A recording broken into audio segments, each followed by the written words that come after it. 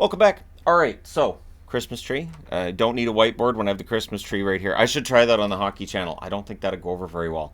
All right, guys, we're gonna review these games, and here's the Christmas tree. It's a joke. Can't be telling jokes. So, I've talked before about some of the negativity and some of the trolling. And every now and then, people are like, "Oh, you should tell us some of the troll stuff." Now, normally I don't, but in this case, it's just so thorough. I figure I might as well. It is so thorough in its just anyways. So once I'm done with this, you guys tell me what I have left, because yeah, okay. So he says, I will start with this. I used to watch your videos on YouTube religiously. My answer to that is okay. I don't watch any channel necessarily religiously, but I do watch channels a lot. Now, one thing is, my content's never really changed. It's never changed. My content on this channel or the other channel, the only thing that's changed is the set I'm on. The way I deliver videos, the way I talk, everything's always been the same. But he says, however, you've become extremely unbearable to listen to. So not just unbearable, but extremely unbearable to listen to. One, you're not funny. Okay. And that's fine. Anybody has that opinion, fine. But again, my sense of humor in videos, if anything, it's dropped below what it was, say, 5, 6, 7 years ago. Your inclusion of sarcasm comes across as arrogance. It's certainly not meant to be arrogance. I don't have any go with what I do. I watch games, I make notes, I talk about it after, I watch TV shows, I talk about it on here. I certainly don't. There's no such arrogance from me. The one thing I learned early on with my channel was, though, you have to speak like you know what you're talking about. So if I was, maybe, if every video I was like, I don't know, maybe, people are like, well, why should I watch this guy? All he ever says is maybe. So you have to project that, you know, this is my opinion, and then go with that and say, this is my opinion. If your opinion's different, cool, that's great. And I always say that if somebody has a different opinion than mine, no problem. This is my opinion. This is why I feel this way, and this is why, you know, whatever else, and then I throw in whatever else. So all right. Two, I think it's sad how much you think people actually care about what you think or have to say. Well, again, my experience has been that I've been interviewed. I've had people reach out to me. I get messages all the time from people. I know there are people who look forward to my content daily. I know how important that is for some people. So my opinion matters to somebody.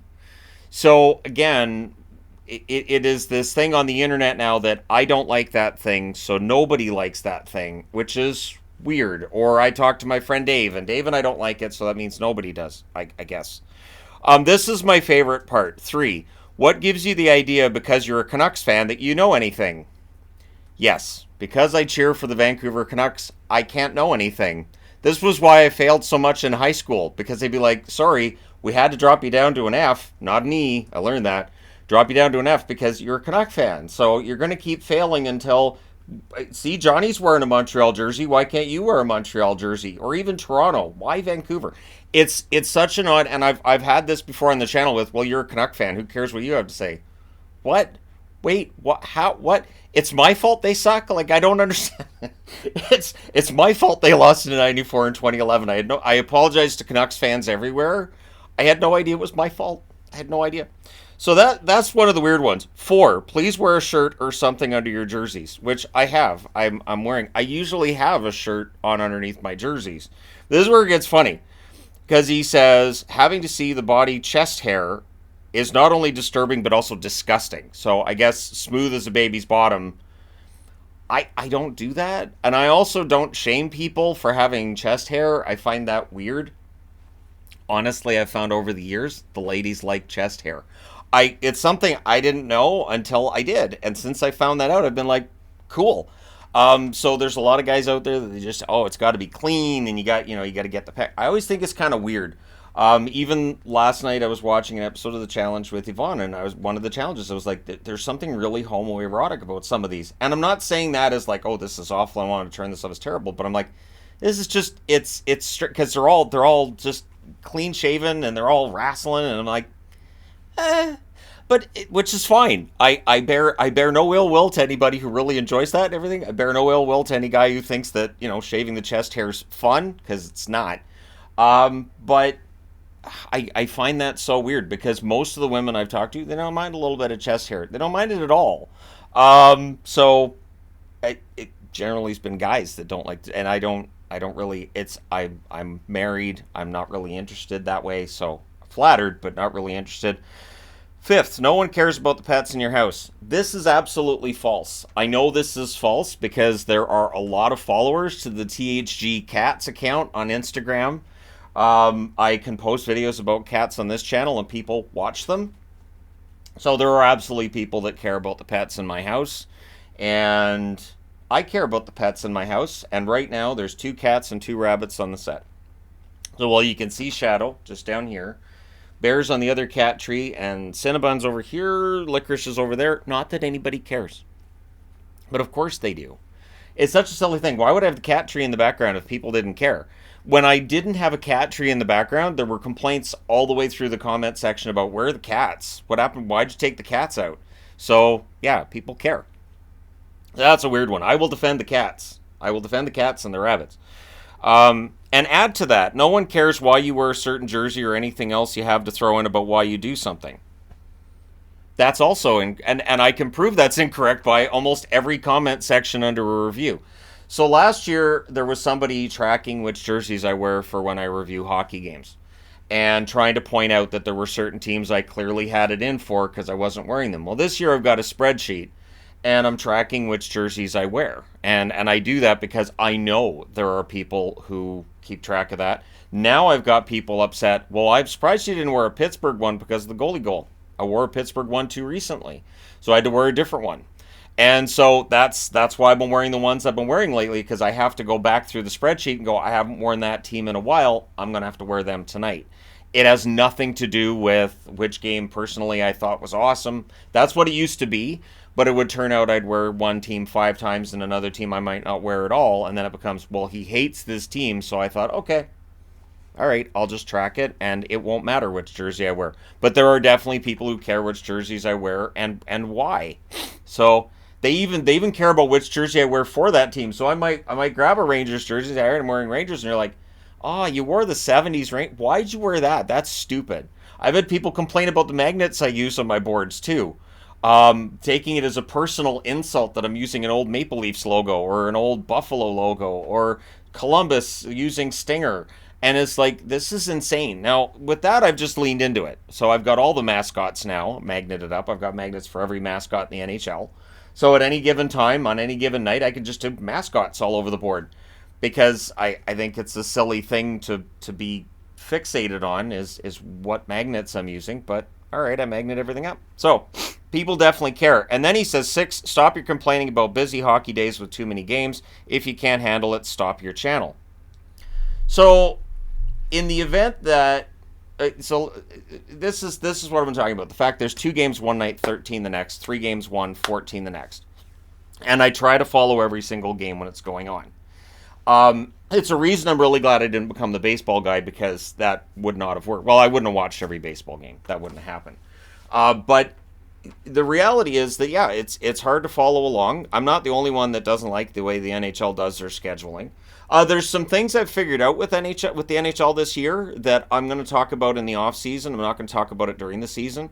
But some things I've just figured out. It's just reality. And with the schedule, I do not complain about how many games I have to watch like I did, say, 4 or 5 years ago. 4 or 5 years ago, yeah. Now it's just, I will do my best. There's 13 games, I will do my best to keep up.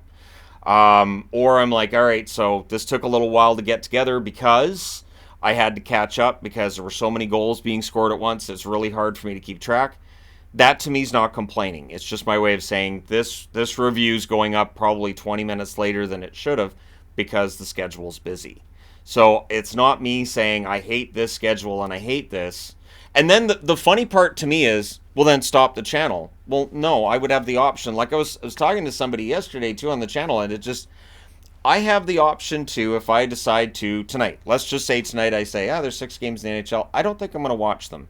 I think I'm going to do a different video altogether, and I'm just going to stop doing reviews and previews. I could do that. I because of the fact that I am self-employed, I can change my job if I want to. Would I make less money? Probably. Would that, maybe hurt the channel on some level? Probably. I know it would hurt the power rankings on a Saturday because then the comments would come back of, you didn't actually watch this team this week, which is part of the reason why I do the hockey channel the way I do. Because that was the accusation, say 5 years ago, was you're not watching the games, you're lying. And that was an actual comment I was getting a lot, was you're lying about watching these games. So I was like, all right, I'm going to start taking all these notes. So I take copious amounts of notes during games, which I know there's people like, I don't know why you take all these notes, because it shows that I've watched the game, and it gives you an idea for the personality of the game. Every game has a different personality. Some of them kind of boring, some of them very exciting, some of them crazy and manic and bipolar. Games can be very much bipolar, but it is entertaining to me that any night that I start up a hockey video where I'm doing a review, I know every game has a different feel, every game has a different outcome. There's something different in each game. I'm not reviewing 6 games and going, well, this is kind of the same. This is kind of the same.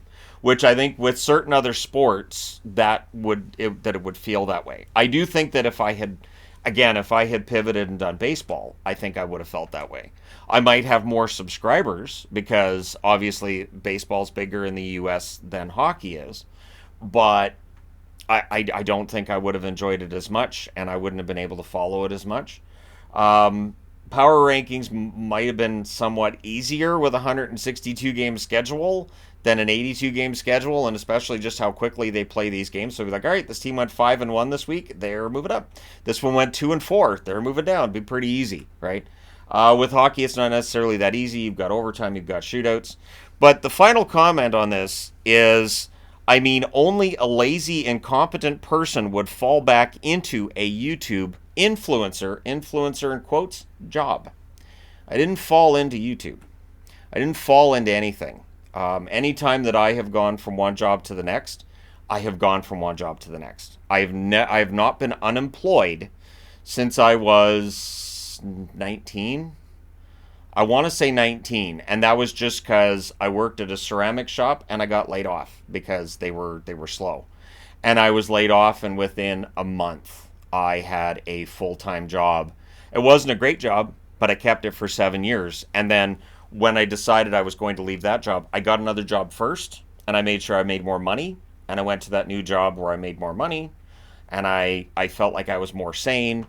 And then at some point in time, I went to a different job from there, but I made sure I made more money, and that the hours were a little better than what I was getting at the previous job. And then I transitioned to this. And again, before I transitioned to this, I spent a lot of time where I worked a full 8-hour shift, sometimes 10-hour shifts, and I would still come home to my crappy apartment with my crappy webcam and my terrible, terrible microphone, and I would make YouTube videos. And I did that with the idea that someday maybe I can make something of this. And so whether I had 200 subscribers, whether I had 1,000 subscribers, whatever I had, I really cherished it, and I never took it for granted. I've never taken this for granted, not for a moment. And I don't have an ego when it comes to, the word expert, it's not there. I have never once said, I am a hockey expert, listen to me, I am a hockey savant. I've never said it. And I regularly in videos will say, I thought this was going to happen, and it didn't. I thought Tampa would turn it around, Vasilevsky came back. Nope. I thought that Buffalo was ready to be a playoff team this year. So far, not the case. And I will admit that.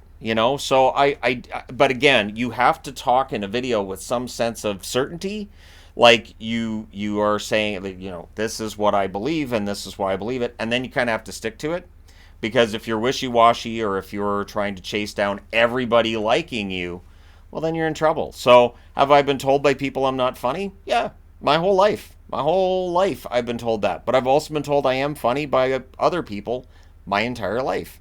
My sense of humor I got from my mother. I remember when I was a kid growing up, my dad didn't get our jokes, and so he'd get really mad at us because we would kind of, mocking's a bad way of putting it, but we would sit at the dinner table and he would say something that was maybe it had a double meaning to it, or maybe there was an inside joke between my mom and I that it brought up, and we'd kind of look at each other and laugh, and then he'd get mad. because he didn't understand what we were laughing about. And then if we tried to explain, he wouldn't understand it either, and he'd just get madder. And it's like, okay, all right, well, sorry, Dad, but our sense of humors are not the same. So if my father was here now, and sadly he is not, but if he was here right now, you would see we have completely different personalities. Not at all the same. But if my mother was here, and at some point in time, I think I should do a video with my mom, you would see we have the same sense of humor. It just, that's how it is. And we always used sarcasm to get through rough times. Sense of humor got us through some pretty bad times. So I learned that growing up, that sense of humor is important.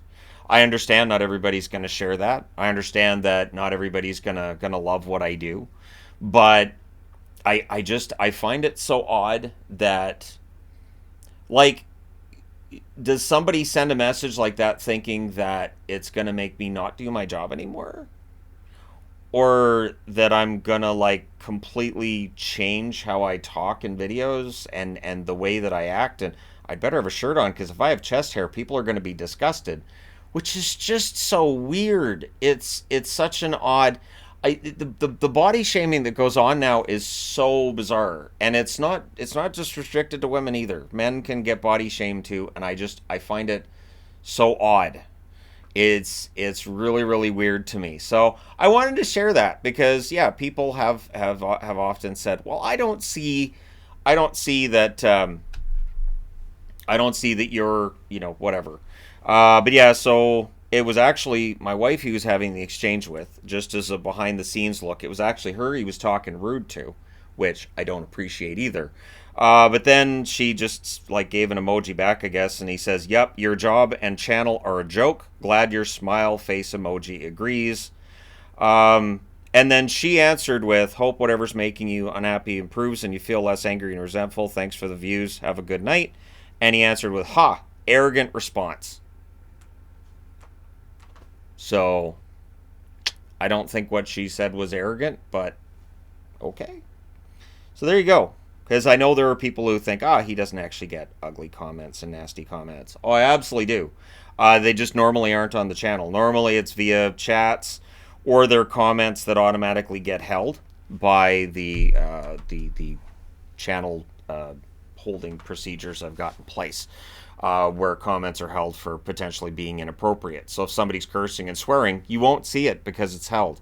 I've often aspired to have a pretty clean comment section, both on this channel and on the main channel, for the same reasons that I think it's important to make sure that your videos are family friendly. I think having as close as possible to a family friendly comment section as you can get is also something to aspire to. Part of it is too because, like, there was some rumblings at one point that a comment section could reflect on a channel from a monetary perspective, and I thought, oh, well, I don't like that idea. But yeah, I mean, the channels are both doing quite well, this channel and the main channel. Obviously, I haven't had as much time lately to do a video for this channel as I have for the hockey channel, but when the time is there, I do videos for here. And I know how important those videos are to people. So the negative Nellies, to quote Simon Miller, I don't focus on them. I used to focus on them. I used to read stuff like that, and I'd be like, oh man, I'm going to have to change something. And I realize now I don't have to. Hey, come here. See, now, people don't care about you, Licorice, but you're chasing your sister. Come here. See? People don't care about this little ball of fluff. Hey, Licorice, you chasing your sister? Are ya? You're looking kind of raggedy. See, people don't care about my bunny rabbit. Right here. Nobody cares. See that? Nobody. Right? Right. There you go. Be nice to your sister. Don't kick your feet at me. Put him down. He just kicks his feet out. But again, nobody cares, right? But over the last 7 years, I've really adapted to the whole being a YouTuber thing, getting kind of a thicker skin about a lot of these things. And yeah, I think that on a night where there's 14 games, I have a right to explain why certain games may not have had as much attention, and where it can be difficult to follow. Because I think if the NHL really wants to grow the game, I think making it more accessible is important. And I think making it so that when you buy a package where you can watch all of the games, obviously you want to watch as many games as you can, and it's like the NHL makes it like, okay, you've got this package where you can watch all the games, so we're gonna have all the games on at once. And it just and while that may be overstating it a little bit, it just feels odd to me, just personally, to have it that imbalance. But again, it's something I will talk about on the Hockey Channel once the season's done, because I think the business model for the NHL is one that might make some people upset. So just looking at things and looking at trends in the National Hockey League, and there was like a moment of I went, oh, okay, aha, all right, yep. And so that'll be shared, but not until the season's done. So I would like to thank people who watch this channel religiously, or even if you don't, even if you only watch the occasional video. It's not really a big deal. And if people decide not to watch anymore, that's fine too. But again, I have tried to stay with what works. I have tried to stay with what the numbers tell me works. And anytime I do a video where I pretend I'm on the phone with Gary Bettman, or a video where I do the comedic angles, whether it's the War of 1812, whatever it is, it works. Those videos do really, really well. So when people tell me, you're not funny, okay, you don't think I'm funny. I absolutely accept that. But there are other people that do, and those videos tend to do pretty darn well.